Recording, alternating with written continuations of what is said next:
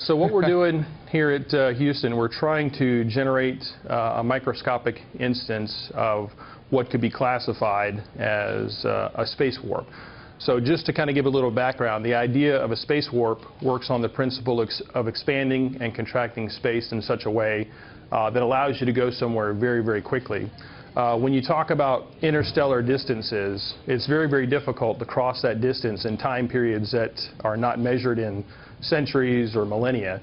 So that's the idea that, or that's the limitation that drives us to think about the idea of a space warp.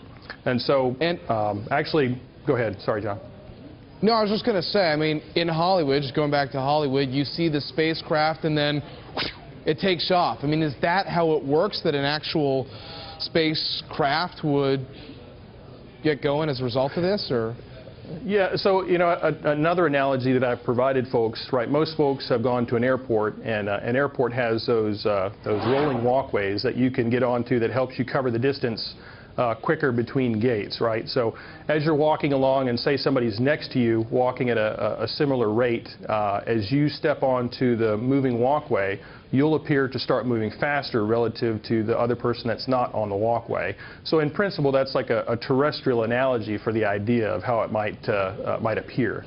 So it's very simplified, but just to try and help articulate the point of view. So in principle, a space warp would allow you to go to places like Alpha Centauri in time periods measured in weeks, months, as opposed to decades or centuries or millennia. The first step, and I believe the reason you're working on this, is to prove it's possible. But everyone's going to wonder, when are we going to start using this? And to that you say what? Well, so what we're doing in the lab is very scientific, very controlled.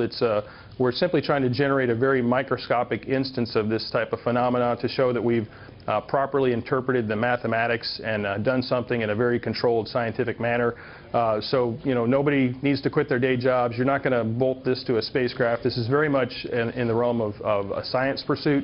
But it's the right next step to take. We have to get kind of existence proof that we've properly understood and applied the mathematics. You know, general relativity has made a lot of interesting predictions over the years, so this is just one of those things where I think after a good amount of due diligence we'll eventually get there. But how long it takes to get the application, again, if it's 2 years, 20 years, or 200 years, I don't know.